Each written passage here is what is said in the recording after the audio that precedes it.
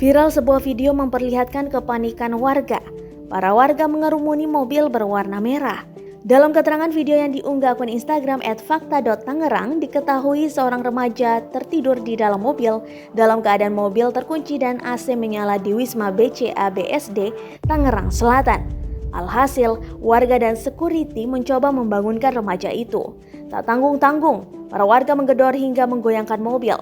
Namun remaja tersebut tak kunjung bangun.